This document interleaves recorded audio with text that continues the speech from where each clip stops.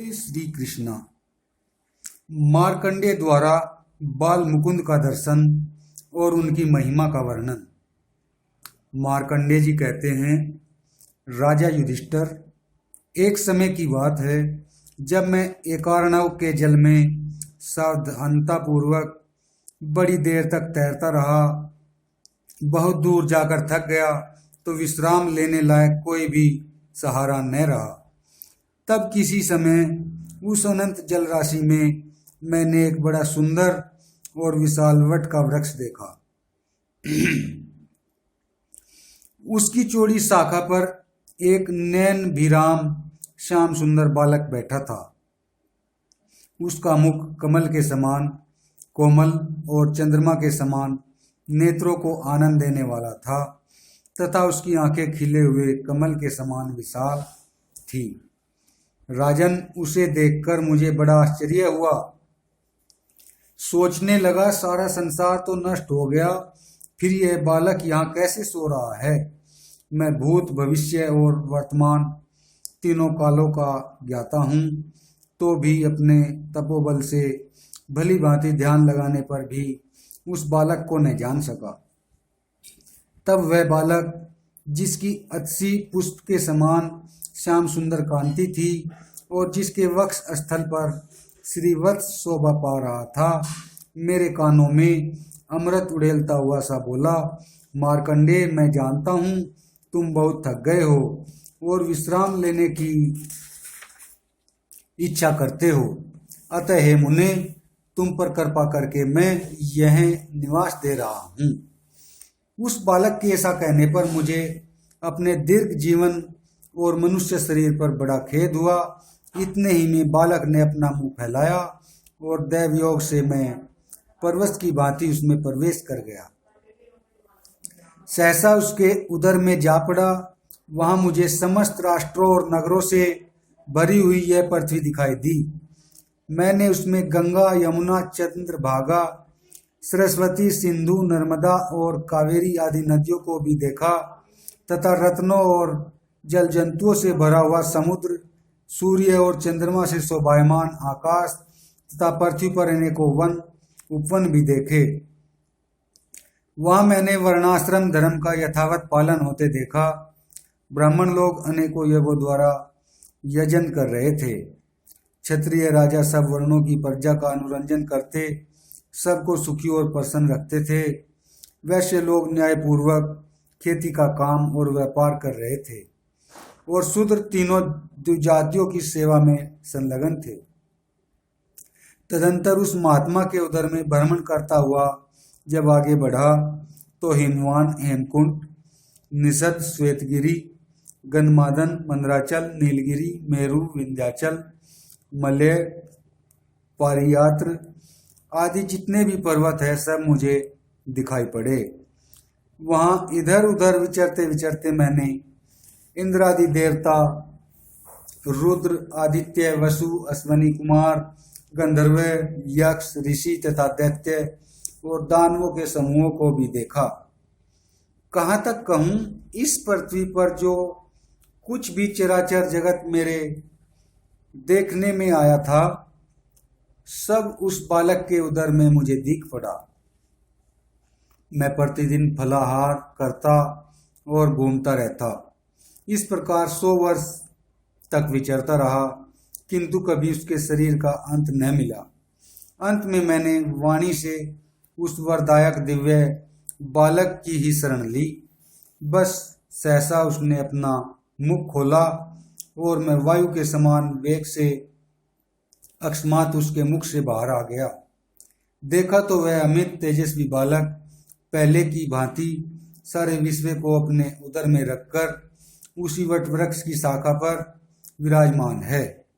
मुझे देखकर उस महाकांति वाले पीतांबरधारी बालक ने प्रसन्न होकर कुछ मुस्कुराते हुए कहा, मार्कंडेय, मैं पूछता हूँ, तुमने मेरे इस शरीर में अब विश्राम तो कर लिया है न? तुम थके से जान पड़ते हो। उस अतुलित तेजस्वी बालक के असीम प्रभाव को देखकर मैंने उसके लाल लाल तलुओं और कोमल उंगलियों से सुशोभित दोनों सुंदर चरणों को मस्तक से छुआकर प्रणाम किया।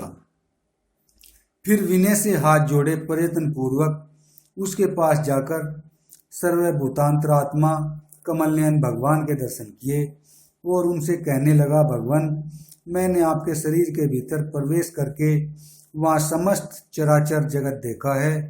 प्रभु, बताइए तो आप इस विराट विश्व को इस प्रकार उदर में धारण कर यहाँ बालक वेश में क्यों विराजमान है? सारा संसार आपके उदर में किस लिए स्थित है? कब तक आप इस रूप में यहाँ रहेंगे? इस प्रकार मेरी प्रार्थना सुनकर वे वक्ताओं में श्रेष्ठ देव परमेश्वर मुझे सांत्वना देते हुए बोले, विप्रवर, देवता भी मेरे स्वरूप को ठीक ठीक नहीं जानते। तुम्हारे प्रेम से मैं जिस प्रकार इस जगत की रचना करता हूँ वह बताता हूँ। तुम पितृ भक्त हो, तुमने महान ब्रह्मचर्य का पालन किया है। इसके सिवा तुम मेरी शरण में भी आए हो, इसी से तुम्हें मेरे इस स्वरूप का दर्शन हुआ है। पूर्व काल में मैंने ही जल का नारा नाम रखा था। वह नारा मेरा अयन वास स्थान है, इसलिए मैं नारायण नाम से विख्यात हूँ। मैं सबकी उत्पत्ति का कारण, सनातन और अविनाशी हूँ। संपूर्ण भूतों की सृष्टि और संहार करने वाला मैं ही हूँ तथा ब्रह्मा, विष्णु, इंद्र, कुबेर, शिव, सोम, प्रजापति, कश्यप, दाता, विधाता और यज्ञ भी मैं ही हूँ। अग्नि मेरा मुख है, पृथ्वी चरण है, चंद्रमा और सूर्य नेत्र है, द्युलोक मेरा मस्तक है, आकाश और दिशाएं मेरे कान हैं। यह जल मेरे शरीर के पसीने से प्रकट हुआ है। वायु मेरे मन में स्थित है। पूर्व काल में पृथ्वी जल में डूब गई थी, तो मैंने ही वह रूप धारण करके इसे जल से बाहर निकाला था। ब्राह्मण मेरा मुख, क्षत्रिय दोनों भुजाएं, वैश्य उरु और शूद्र चरण है। ऋग्वेद, यजुर्वेद, सामवेद और अथर्ववेद ये मुझसे ही प्रकट होते हैं और मुझ में ही लीन हो जाते हैं। शांति की इच्छा से मन और इंद्रियों पर संयम करने वाले जिज्ञासु, यति और श्रेष्ठ ब्राह्मण सदा मेरा ही ध्यान एवं उपासना करते हैं। आकाश के तारे मेरे रोमकूप है। समुद्र और चारों दिशाएं मेरे वस्त्र, सैया और निवास मंदिर है। मार्कंडे, जिन धर्मों के आचरण से मनुष्य को कल्याण की प्राप्ति होती है वे हैं सत्य, दान, तप और अहिंसा। द्विजगण सम्यक प्रकार से वेदों का स्वाध्याय और अनेकों प्रकार के यज्ञ करके शांत चित्त एवं क्रोध शून्य होकर मुझसे ही प्राप्त करते हैं। पापी, लोभी, कृपण, अनार्थ और अजितेंद्रिय पुरुष को मैं कभी नहीं मिल सकता। जब जब धर्म की हानि और अधर्म का उत्थान होता है तब तब मैं अवतार धारण करता हूँ। हिंसा में प्रेम रखने वाले दैत्य और दारुण राक्षस जब इस संसार में उत्पन्न होकर अत्याचार करते हैं और देवता भी उनका वध नहीं कर पाते, उस समय मैं पुण्यवानों में के घर में अवतार लेकर अत्याचारियों का संहार करता हूँ। देवता, मनुष्य, गंधर्व, नाग, राक्षस आदि प्राणियों तथा स्थावर भूतों को भी मैं अपनी माया से ही रचता हूँ और माया से ही उनका संहार करता हूँ। मैं सृष्टि रचना के समय अचिंतनीय स्वरूप धारण करता हूँ और मर्यादा की स्थापना तथा रक्षा के लिए मानव शरीर से अवतार लेता हूँ। सतयुग में मेरा वर्ण श्वेत, त्रेता में पीला, द्वापर में लाल और कलयुग में कृष्ण होता है। कली में धर्म का एक ही भाग शेष रह जाता है और अधर्म के 3 भाग रहते हैं। जब जगत का विनाश काल उपस्थित होता है तब महादारुण काल रूप होकर मैं अकेला ही स्थावर जंगम संपूर्ण त्रिलोकी को नष्ट कर देता हूँ। मैं स्वयंभू, सर्वव्यापक, अनंत इंद्रियों का स्वामी और महान पराक्रमी हूँ। यह जो सब भूतों का संहार करने वाला और सबको उद्योगशील बनाने वाला निराकार कालचक्र है, इसका संचालन मैं ही करता हूँ। हे मुनि श्रेष्ठ, मेरा स्वरूप है।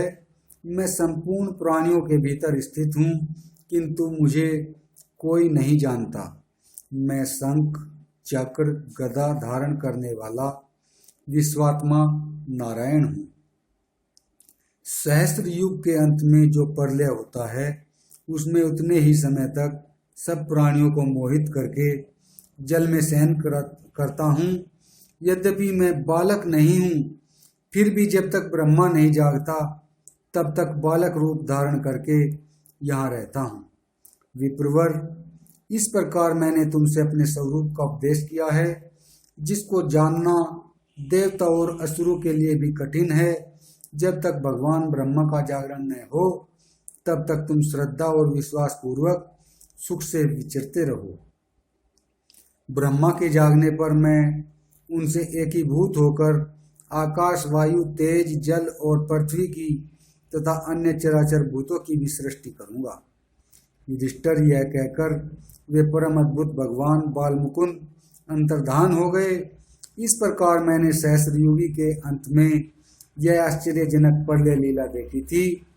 उस समय जिन परमात्मा का मुझे दर्शन हुआ था, ये तुम्हारे संबंधी श्री कृष्ण चंद्र वे ही हैं।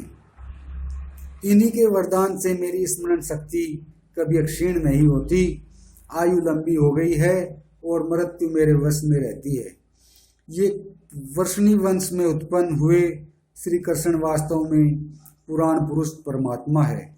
इनका स्वरूप अचिंतनीय है, तो भी ये हमारे सामने लीला करते हुए से दिख रहे हैं।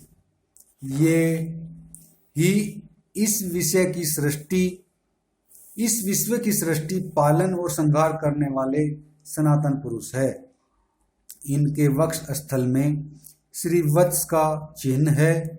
ये गोविंद ही प्रजापतियों के पति है। इन्हें यहाँ देखकर मुझे इस घटना की स्मृति हो आई है। पांडवों, ये माधव ही सबके पिता माता है। तुम इनकी शरण में जाओ, ये ही सबको शरण देने वाले हैं। वैशंपायन जी कहते हैं, मार्कंडेय मुनि के इस प्रकार कहने पर युधिष्ठिर, भीम, अर्जुन, नकुल, सहदेव और द्रौपदी सब ने उठकर भगवान श्री कृष्ण को प्रणाम किया और भगवान ने भी उनका आदर करते हुए आश्वासन दिया। जय श्री कृष्णा।